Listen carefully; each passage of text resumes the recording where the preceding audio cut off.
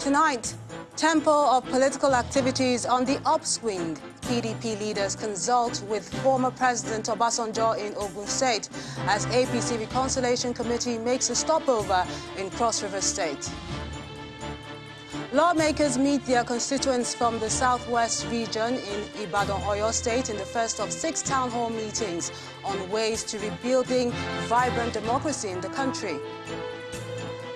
15 girls reportedly abducted from Pemi community near Chibok town following a night attack by insurgents, leaving houses burnt. And U.S. dispatches lethal aid to Ukraine amid tensions over Russia's military buildup on the country's border. On business news tonight, mixed reactions as Nigeria's Central Bank's Monetary Policy Committee prepares to hold its first 2-day rates decision meeting for 2022 next week. And on sports news tonight, the Super Eagles of Nigeria battle eternal rivals, the Ghana's Black Stars, for a place at the 2022 FIFA World Cup in Qatar. Political activities are gathering momentum ahead of the 2023 general elections as the ruling All Progressive Congress and the opposition People's Democratic Party engage in a battle of wits, just as other parties are positioning for relevance. But let's begin with the PDP, which continues to reach out to key players in the political field for support. Leaders of the party, including some former governors and ministers, today visited former President Olusegun Obasanjo in Abeokuta, the Ogun State capital, where he restated his resolve not to participate in partisan politics any longer. The year 2022 has presented itself as electioneering year, and political activities seem to be on the increase. The visit by the leadership of the People's Democratic Party, led by its national chairman, Iyorchia Ayu, to former President Olusegun Obasanjo may not be out of place. After a closed-door meeting which lasted over 2 hours, the former president and his guests emerged to address the press. Chief Obasanjo challenges the national chairman on providing the much-needed leadership for the party and also reiterates his desire not to participate in partisan politics anymore. I will say that your own responsibility is not an easy one either, but it has to be done. But bear in mind, and I want to emphasize that, I'm no longer in partisan politics, and there's nothing that will bring me back to partisan politics. But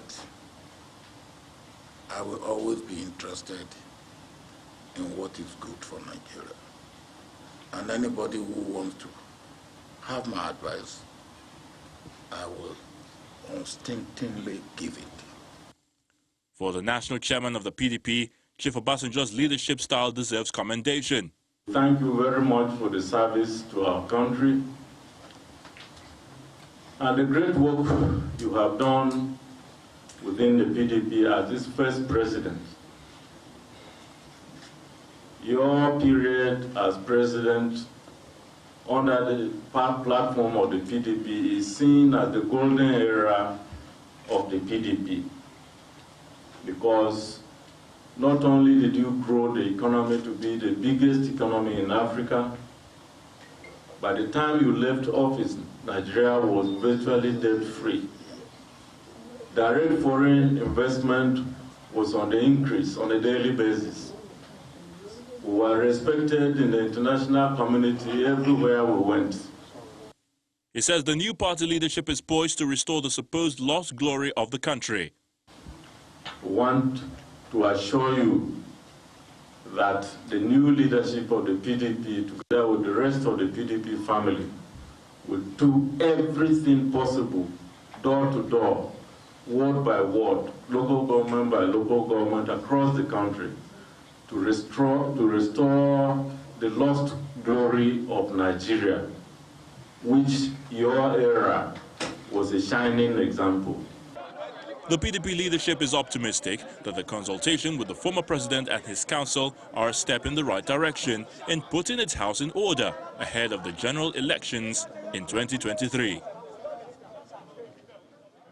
While the PDP strategizes to relaunch itself to power, the ruling All Progressive Congress APC appears not to be letting its guard down. The party's National Reconciliation Committee is also on the move around the country, calling for unity amongst its members. The latest point of call for the committee was Cross River State, where its chairman, Adamu Abdullahi, commended the governor for proper handling of the party affairs in the state. Governor Ben Ayade challenged the committee to ensure unity and justice in the APC. I want to really commend you, and please use the opportunity to talk to our political party members who have so much strength by virtue of the positions they occupy, to please make it possible to share power. It is only by sharing power that there is peace. This party has so many gladiators, and today is a ruling party.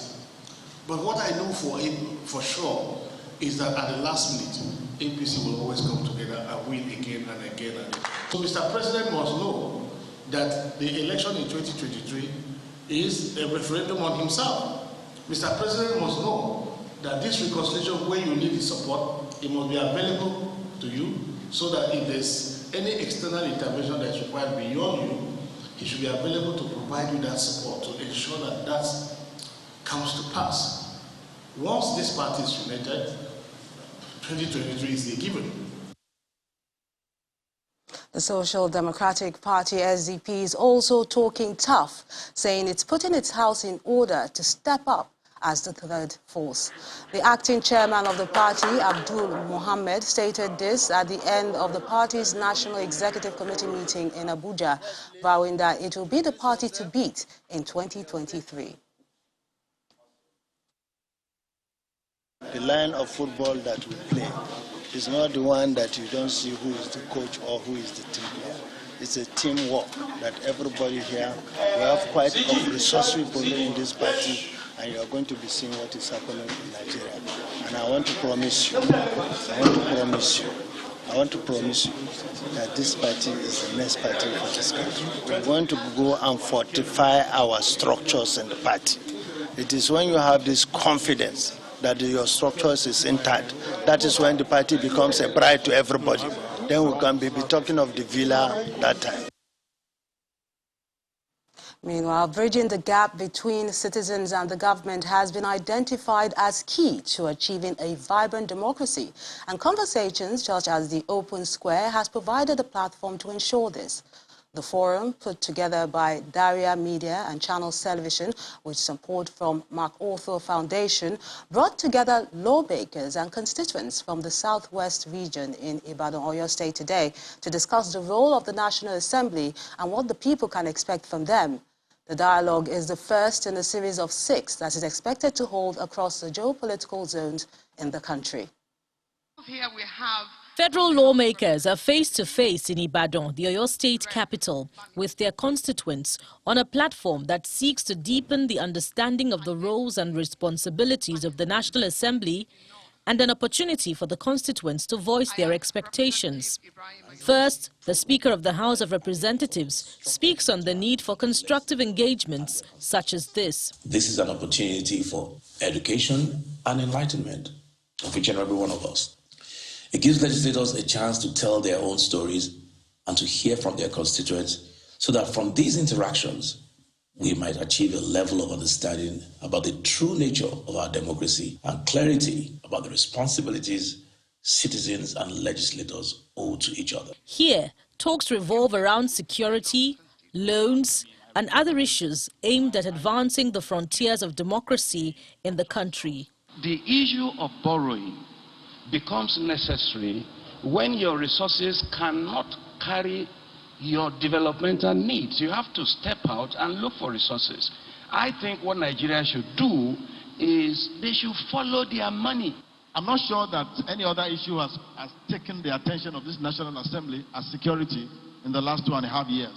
In fact, the House of Reps went a step further to organize a special security summit of about 32 members of the House. I was privileged to be one of the 32, sitting down for 1 week at the National Intelligence Agency to discuss security and listen to experts and provide solutions. The implementation of constituency projects for people at the grassroots and more dialogue are among other issues of concern for participants here.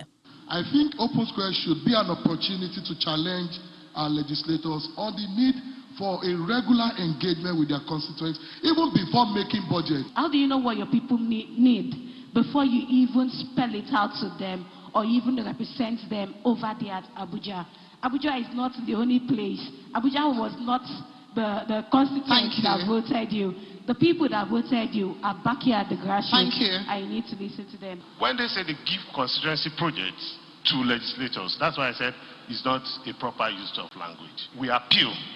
We talk to ourselves in groups and individually, collectively, to talk to those in the executive, those in charge of projects, that please, my people are suffering. I want this to be done. Please help us put it as part of what you are doing.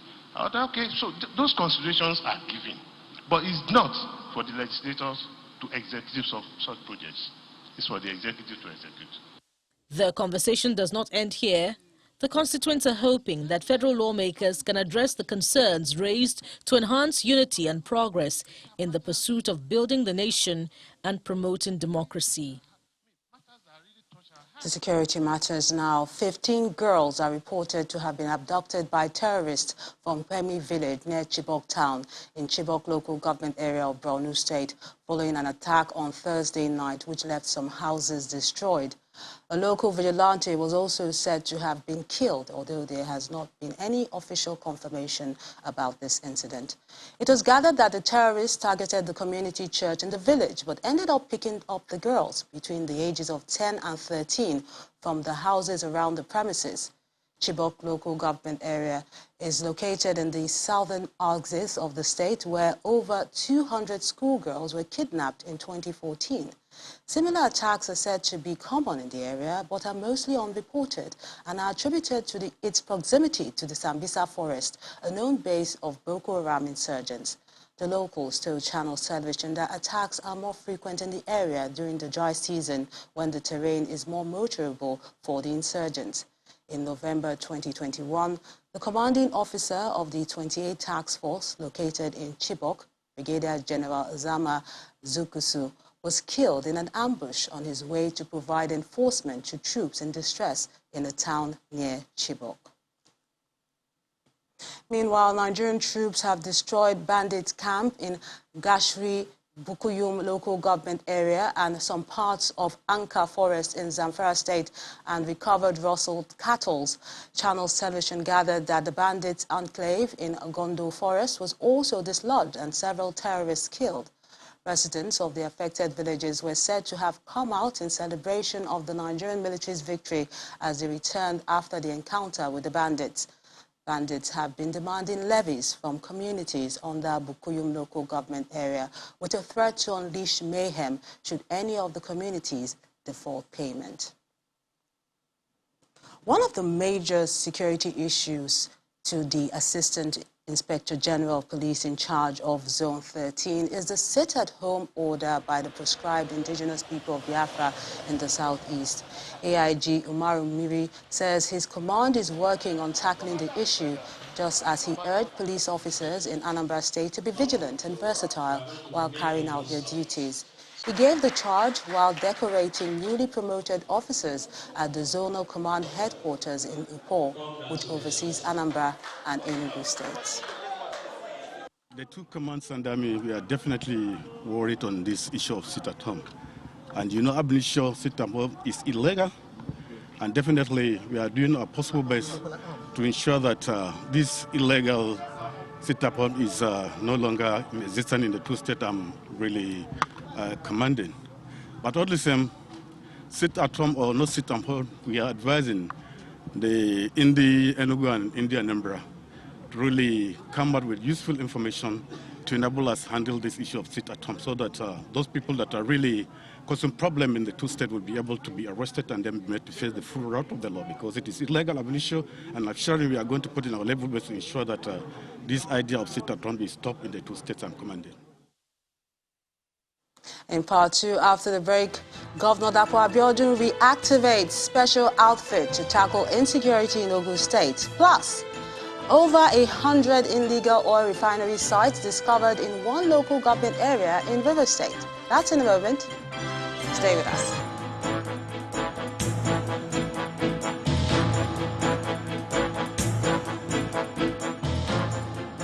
If you just joined us, you're watching the news at 10 live on Channels Television Lagos.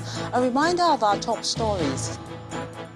Tempo of political activities on the upswing as PDP leaders consult former President Obasanjo in Edo State, and APC Reconciliation Committee stops over in Cross River State.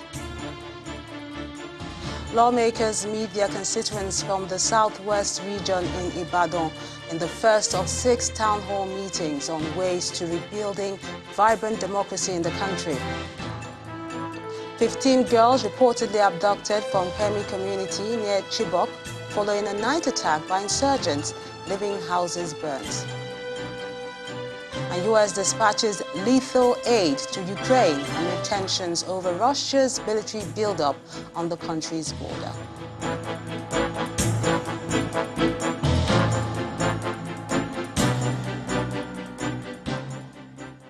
Staying with security, in a bid to frontally tackle security challenges facing Ogun State, Governor Dapo Abiodun has relaunched the state security outfit tagged OP Mensa.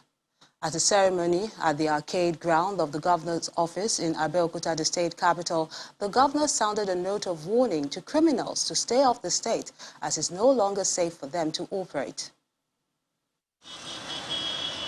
Edo State is believed to be one of the fastest growing economies in the country, with a population of over 7 million people. The state government says it's doing all that's necessary to sustain peace, secure lives and properties in the face of the rising insecurity in the country. To live up to expectation, Governor Dapo Abiodun is inaugurating the state's joint security outfit, codenamed OP Mesa, which comprises men and officers of the Nigerian Police, the Nigerian Army, the Navy, Department of State Services, and other outfits who will be deployed to volatile areas. The state governor also unveils plans to deal with internet fraudsters, those involved in illegal financial transactions, as well as kidnappers. We will not allow hoodlums to threaten or sabotage these our first positions. I want to affirm that OP Mesa is solely established to fight criminals. They will be effective in tracking criminals and all other such related issues.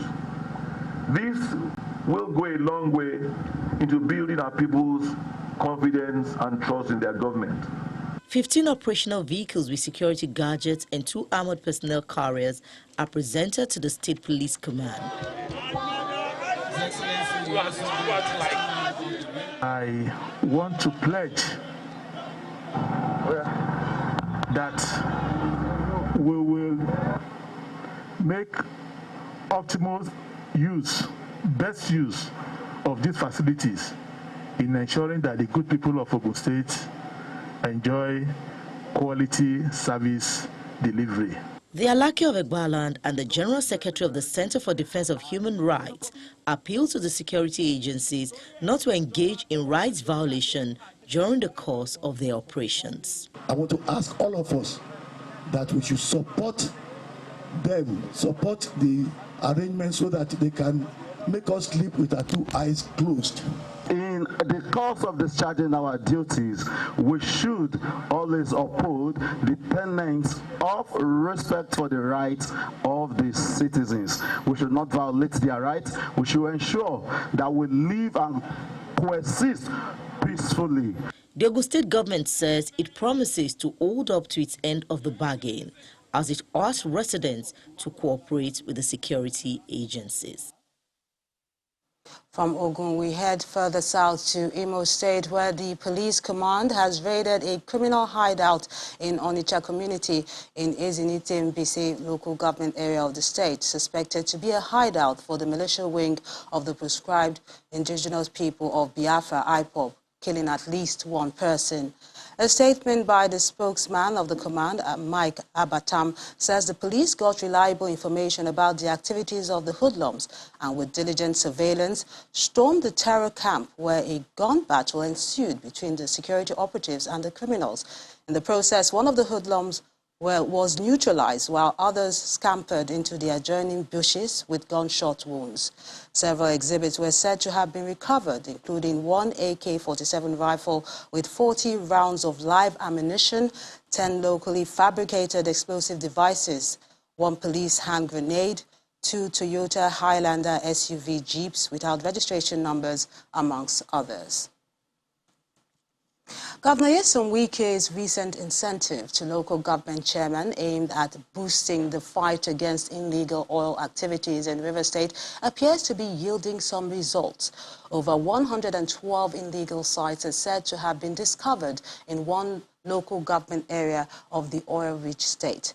The chairman of Ikwere Council, Mr. Samuel Wanosike, told Channels Television that 99% of the discoveries were made in a particular community located along the OML 17 trunk lines. Governor Wike had promised to give 2 million naira for each site discovered and 20 million naira to each local government chairman who locates and destroys illegal refineries.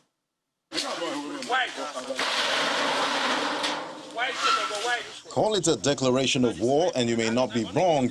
It's a battle to rid River State of illegal oil refining activities, which have posed major environmental challenges in the state.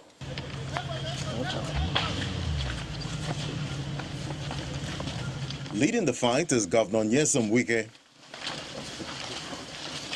After personally assessing the site and holding series of meetings on the subject matter, Governor Wike directs the 23 council chairmen to destroy identified sites.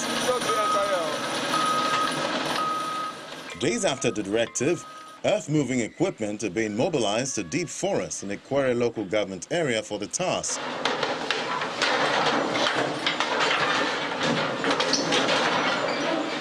For the council chairman, the task is daunting but must be accomplished. We have identified over 112 sites, cooking sites.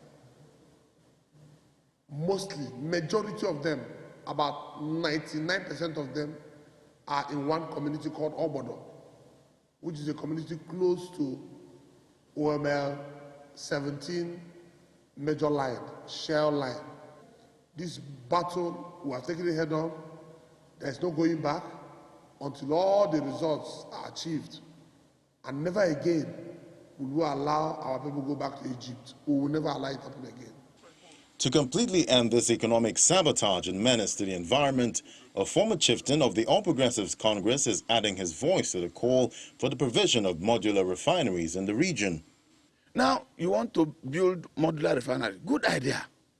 Will it be built after the federal government would have released money to the contractors? Will they build it?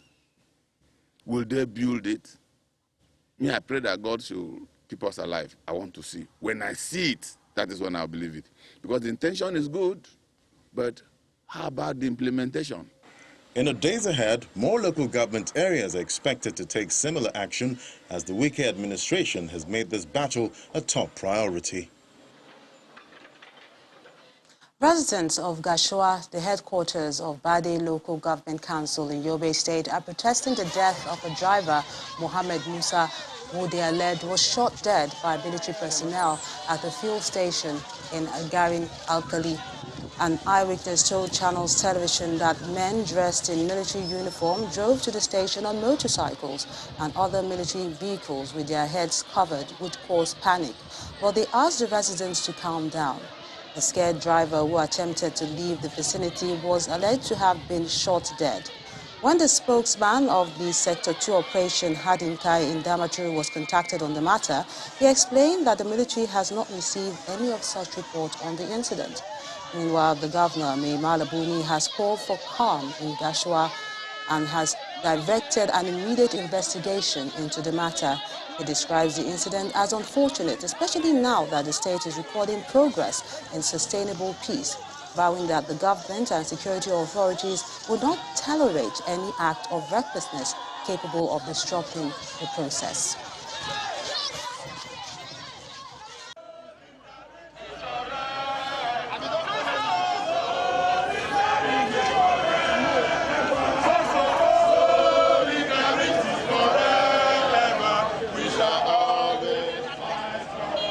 Another protest, this one is by civil society groups in Edo State, which staged a peaceful rally at the King Square in Benin City against the impending hike in the price of petroleum products.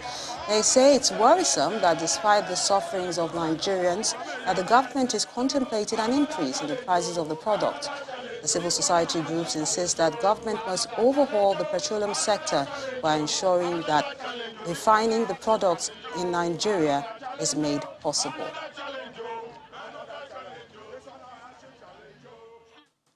The fourth wave of COVID-19 in Nigeria began mid-December with Lagos as the epicenter. In this next report, our health correspondent, Mary Alale Yusuf, takes a look at how for the first time, the country was getting more than 1,000 cases on most days, and the general attitude of Lagos residents to safety protocols. When the fourth wave began, Nigeria recorded the highest number of cases than at any other time during the pandemic. As of January the 14th, Lagos, the epicenter, had confirmed over 97,000 cases and 761 deaths, more than any other state in the country. According to the tables, there are over 16,000 active cases within the state. Yet, at Ojota and Ikeja, densely populated areas of Lagos State, people walk about without masks or physical distance between each other. Bus conductors of both publicly and privately run lines don't seem to mind the non-compliance. I feel that coronavirus, as it is being hyped in Nigeria, is not supposed to be so. I left it at home, I forgot. Only a handful of people are seen with properly donned masks. Even I have taken my vaccine, I still put on the mask because I believe that nobody can still contact it. A center in the metropolis where vaccination is taking place, but some prefer to abstain. Vaccination? No. Because I've been busy. I feel when they have other ailments in their body, the vaccine will trigger it out. And after a few days, they are okay. So and I'm here this morning to get my booster dose, which is after 6 months. On a visit to the infectious diseases hospital at Yaba, our cameras were not allowed to film, but Channels Television noted some activity in the hospital, most of which, according to the Commissioner for Health in a previous statement, is now dedicated to COVID-19 management. The Lagos State University Teaching Hospital is the next port of call, where only one patient is still in its center. The Chief Medical Director says that the state never dropped the ball on COVID-19 management and only improved with the provision of vaccines. Protecting our health workers with PPEs, ensuring that our clinics are not overcrowded, and as we speak, we have about 80% compliance in vaccination of our health workers. When asked about how to prevent vaccine wastage and improve on vaccine acceptance, he speaks enthusiastically about research and indigenous vaccine production.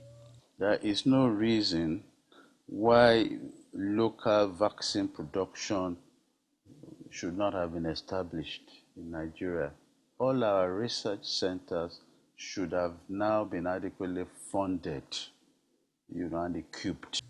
However, some work needs to be done to become a vaccine manufacturing nation once again.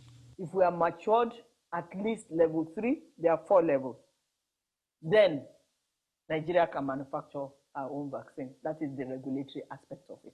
New infections per day are dropping, the bulk of which, according to the CMD of Lasuth, are being handled at IDH Yaba and Bagada General Hospital. But beyond management at hospitals, it seems the state government has its work cut out for it in the process of vaccination and prevention. Mary Alale Yusuf, Channels Television News. Outside the shores of the country, Nigerian workers in the UAE affected by the change in labor policy are appealing to both the Nigerian and UAE government to come to an agreement that is favorable to them. Hundreds who reported refusal of work permits in June last year say they are yet to get any headway despite the intervention of the Nigerian High Commission. This next report captures the latest situation on the matter. A 30-day I Am Nigerian campaign kicks off online. Nigerians in the UAE affected by a change in government policy on work permits for unskilled workers hope to carry favor and change negative perspectives. Before now, Nigerians have this opportunity here. If you have given us the opportunity before, it's not a right, it's a privilege. We appreciate them for that. We commend them for that. In fact, kudos to them. If there is anything that we want to make them to change it, we want to plead with them in a short form that they should reconsider our people. It's now 7 months since hundreds of Nigerians have been jobless and in some cases homeless. Work permits granted by the Labour Ministry have been denied applicants new to the system as well as others who have been working in the country but cancelled their contracts to join new companies. I tried and keep trying, and the company told me they need to start the project. So since they're not able to get the approval of the work permit from the authorities, they would have to defer my appointment. So that's how I got affected. A work visa is the most common route to getting residency in the Middle Eastern country. This means all those who lost their jobs have also lost their residency status. Doctors, nurses, teachers are categorized as skills level 1 and 2. Under recent circumstances, their applications should be granted, but some in this category have also been affected. If you are working as a customer service and your profile is having a waiter profile, then automatically there's going to be a problem when you want to renew your documents because it falls under skill level 3. So it is not going to be something that will be achievable as it is, since there is a problem at hand. Even less than a week ago, there was a communication between myself, the leadership of pro-Nigerians in UAE, and the Minister of Foreign Affairs. And he gave another assurance that he's in contact and is working on this issue with UAE government. That is all we can say. What exactly they are doing, we may not be able to say.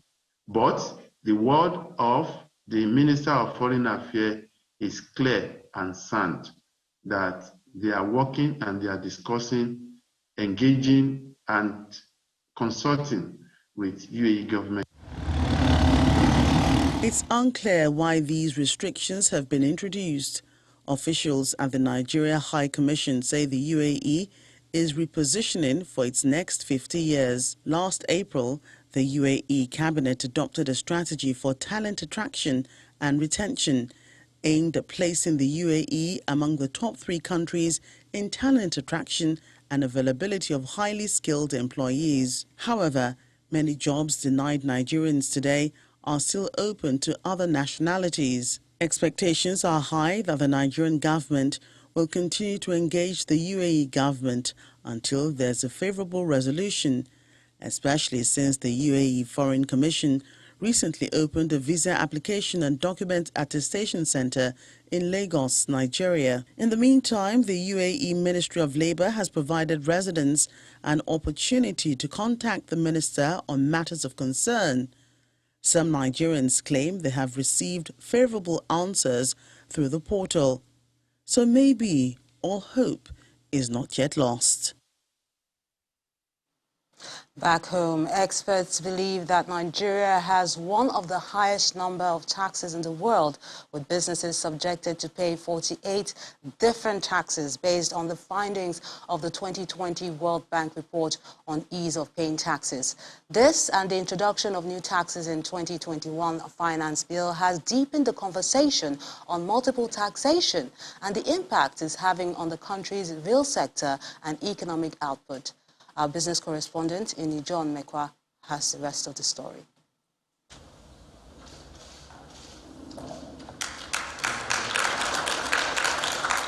With a 6.4 trillion naira deficit in the 2022 budget, the federal government has indicated that apart from borrowing, tax would be a source of funding the appropriation bill, which has been tagged the budget of economic growth and sustainability.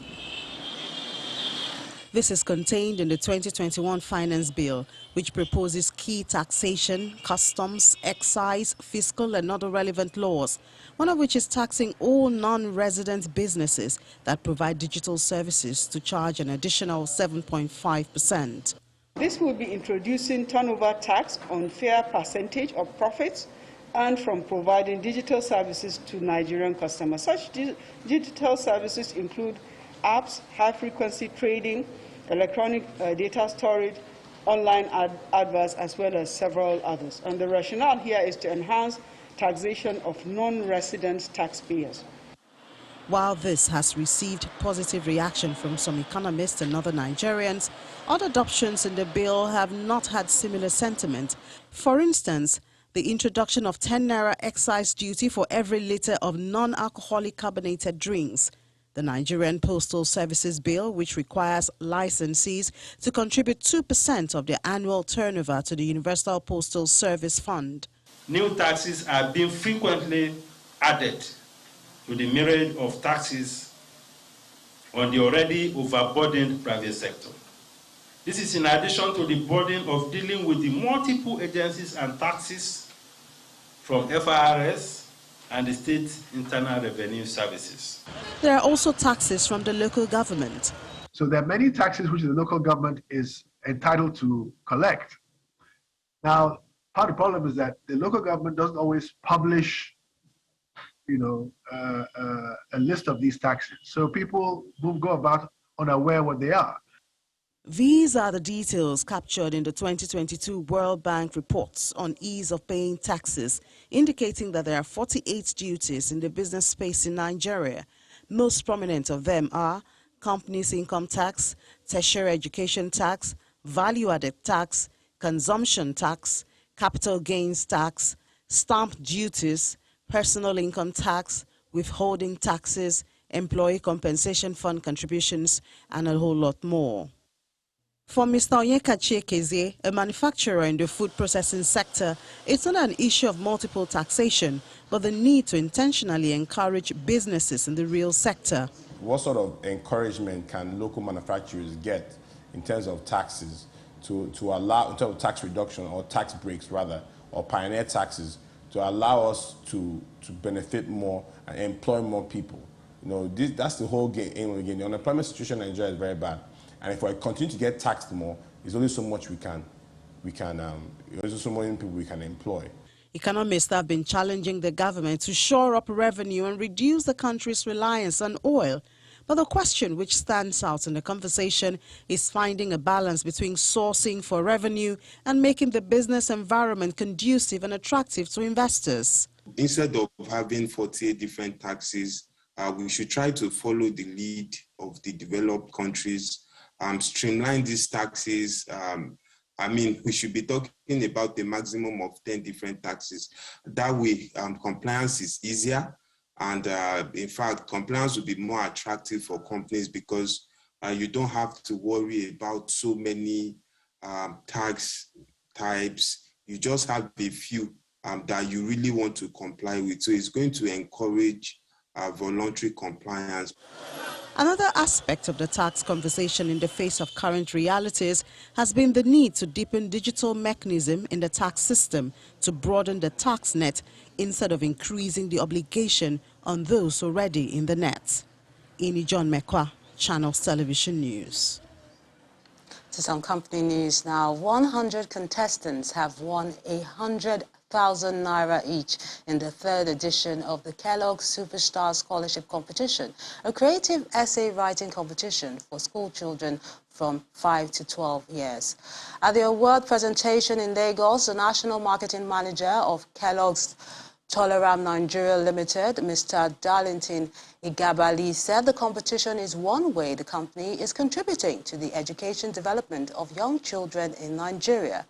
1,000 other children who participated also got consolation prizes. All right. A number of children are gathered in this conference hall in the Kellogg's office, Surulere, Lagos. For the cereal company, it's that time of the year to reward school children who took part in the third edition of its Superstar Scholarship Contest, a creative essay writing competition for ages 5 to 12.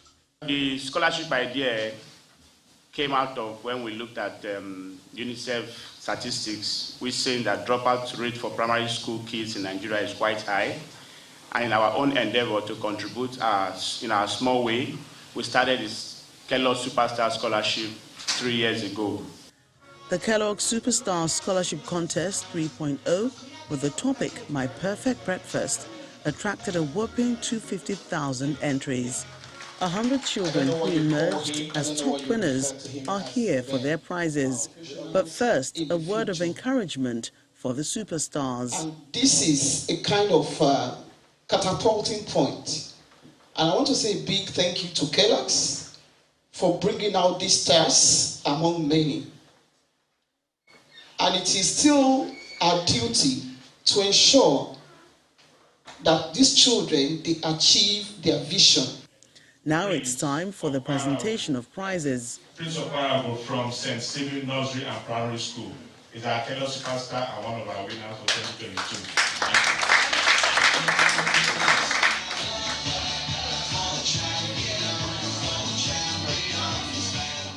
They introduced it to my school, so I was interested because I love Kellogg's. Thank you very much for giving me 100,000 for winning the Kelloggs series. An excited mom believes the scholarship is worth it. At least the 100,000 naira scholarship has really done much for us. It's not an easy thing. At least it has reduced the family cost, financial burden. We are very happy and grateful.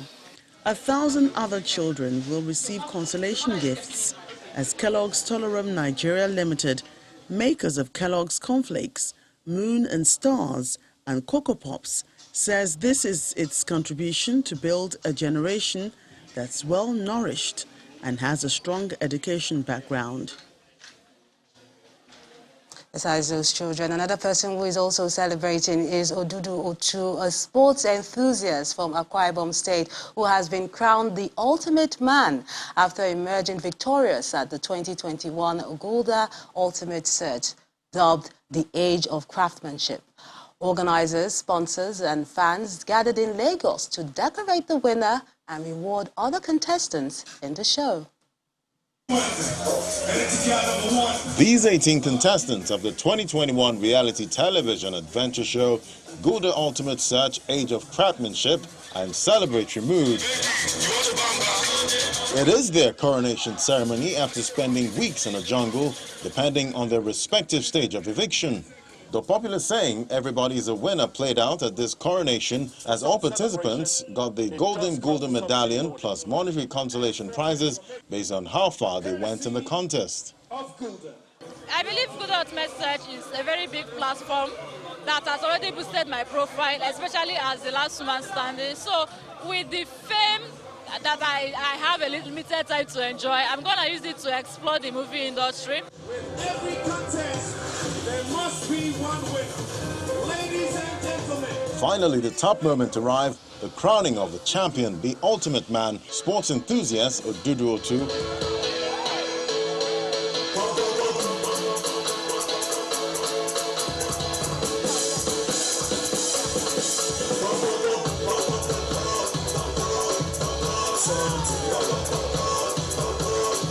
His spoils include a 20 million naira cash prize, an innocent SUV, a free airpiece return ticket to Dubai, cumulatively valued at 50 million naira.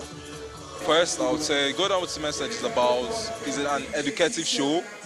It doesn't just test your strength, it tests your mental ability to work under pressure as well. And I love the adventure. I love adventures, so that's why I actually ventured into it. So it took a lot of courage and a lot of strength in the mind. I would say it's a mental work, not able to give up early. That's what kept me forward to this very day.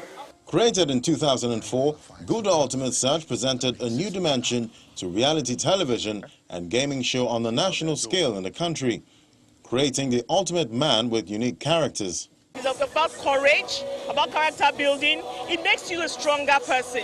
And Good Out Message does that for you. Through the line, the task, the exercises they go through, and being able to actually plan how you take on life.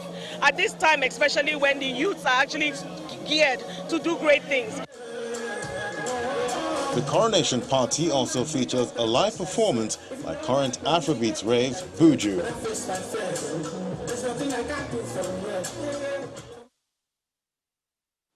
And let's find out what's happening in the world of business. Teniola Shobowale is standing by with the details.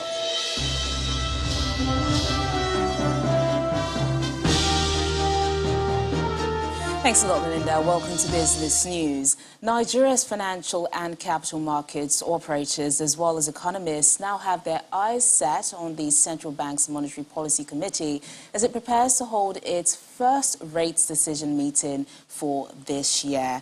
The two-day gathering of the MPC, which begins on Monday, comes a week after the National Bureau of Statistics released the country's inflation report for December, showing a rebound in inflation after 8 consecutive months of decline, while analysts at economic think tank Financial Derivatives Company expect that the MPC will maintain status quo for the 7th consecutive time. Some other economic analysts forecast that the committee may likely adjust rates upwards in compliance with the International Monetary Fund's advice, particularly as US, UK and South Korea's central bank recently raised their interest rates amid rising inflation.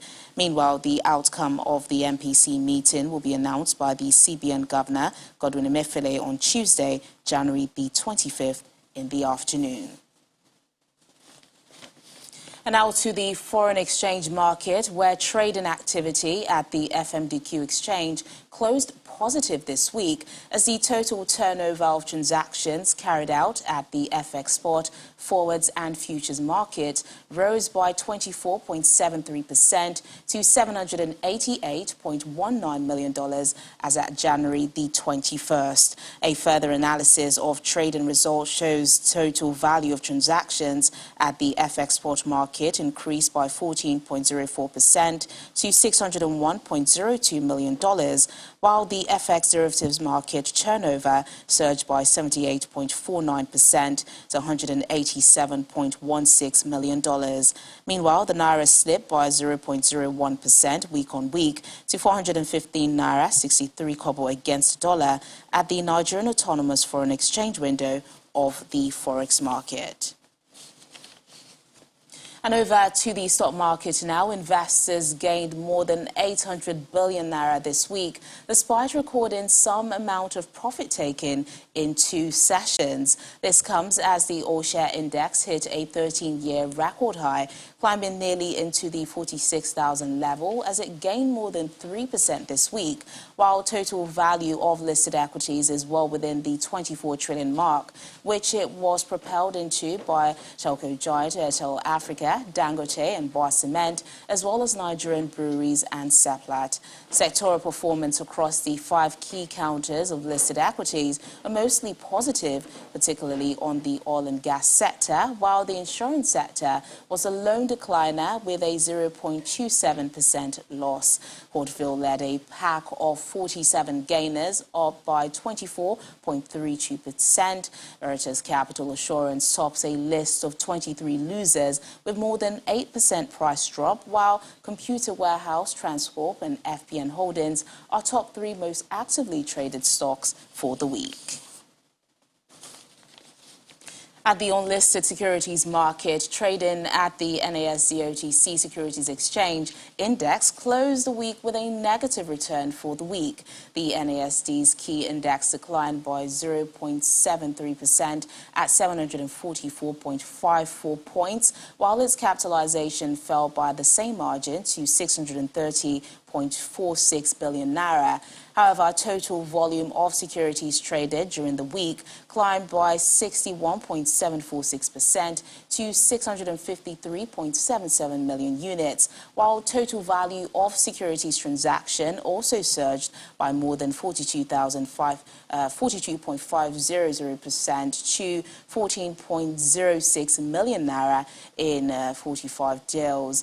Priceland campaigner WAMCO was the lone gainer, while Central Securities Clearance System PLC, which led Niger Delta Exploration and Production PLC and IPCO PLC on the decliners table, was also the most traded securities within the week. And that's business news tonight. It's back to Melinda for the rest of the news at 10.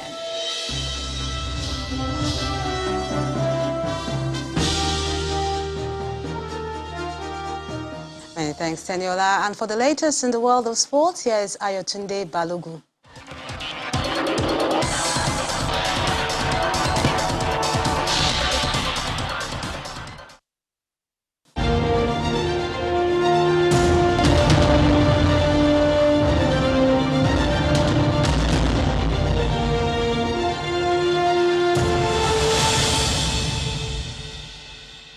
Meanwhile, the Super Eagles of Nigeria will take on the Carthage Eagles of Tunisia in the round of 16 at the ongoing African Nations Cup in Cameroon. Now, the heavyweight clash between the two former champions will take place at the Rumde Ajia Stadium in the Cameroonians' northern city of Garoua on Sunday. After maintaining a perfect record in the group stage, the Super Eagles returned to training in preparation for Sunday's round of 16 game. The Super Eagles finished top of Group D with 9 points, courtesy of victories over Egypt, Sudan and Guinea-Bissau. Up next, for the three-time African champions, are the Carthage Eagles of Tunisia, who ended in Group F as one of the best losers. Tunisia might have struggled, but don't forget they're a powerhouse when it comes to football. We're not going to undermine them, they won't undermine us as well. And same approach, same aggression, because we have a target set for ourselves. If you lose the game, you're going home. If you win, you continue to be in the tournament. So that's why we have to treat this game with the same respect, same approach, the same determination. We have 27 players. Whichever the coach decides to put on the pitch, will represent and do well. So for me, I don't have saying that. I just want to help the team. And if I have any player around me, I try to help the players and then help the team as well. Both teams have played 7 times, Nigeria winning 4, Tunisia 1, and they have 2 draws between them. I think our boys are really giving their best, but they still have something in them. So I think they have to push all they have in them out in the round of 16 so that they can go through, because what I've seen so far is good, but they need more. I think we started on a good note. And then, if I was to advise the coach, I'll just ask him to maintain the same tempo, Let the boys have confidence that they can go out there and do like what they did the first and the second games. So with that in mind, I don't think we'll have any use. Whoever we're playing the round of 16, I think we'll scale through. One thing in the minds of the Super Eagles is scale through the round of 16 and brighten aspirations for a 4th title. Meantime, the Confederation of African Football CAF has named Nigeria's interim coach Augustin Aguavon the best manager at the group stage of the ongoing African Nations Cup. Well, CAF said its technical study group shortlisted the best performers of the group stage. He was awarded for winning the 3 games at the group stage, picking up maximum points of 9. Well, the Super Eagles duo of William Troost Ekong and Moses Simon were also listed in the competition's team of the group stage.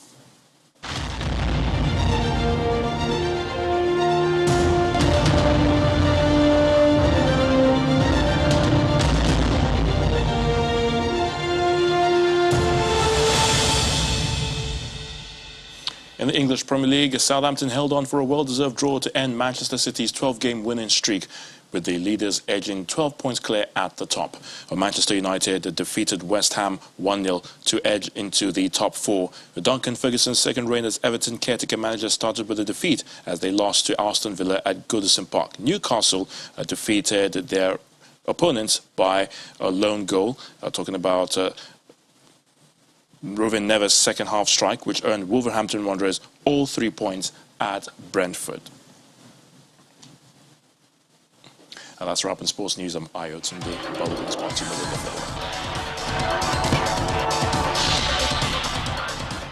Many thanks, Ayo. On the international scene, Ethiopia's military says it's planning to enter the Tigray regional capital of Mekele and eliminate rebellious forces. The Ethiopian Defense Forces Deputy Army Chief says the country will not be at peace until the TPLF is destroyed. The Horn of Africa country has been gripped by war for more than a year now, with the federal military and its allies battling forces loyal to the Tigray People's Liberation Front, TPLF, the political party that controls Tigray. The TPLF says Prime Minister Abiy Ahmed wants to end the country's ethnically based federal government system, while Mr. Abiy says the TPLF is hungry to seize the national power it once held. Some 90 tons of U.S. defense aid has arrived in Ukraine amid tensions over Russia's troop build-up on the border. The first shipment of a recently approved package of U.S. military aid for Ukraine included ammunition for frontline defenders. The delivery followed U.S. Secretary of State Antony Blinken's visit to Kiev this week, where he warned of a tough response if Russia was to invade. And the main news again. Political activities today gathered momentum ahead of the 2023 general elections as PDP leaders met with former President Olusegun Obasanjo in Ogun State, while the APC Reconciliation Committee visited Cross River State. I'm Melinda Akinlami on behalf of the team. Good night.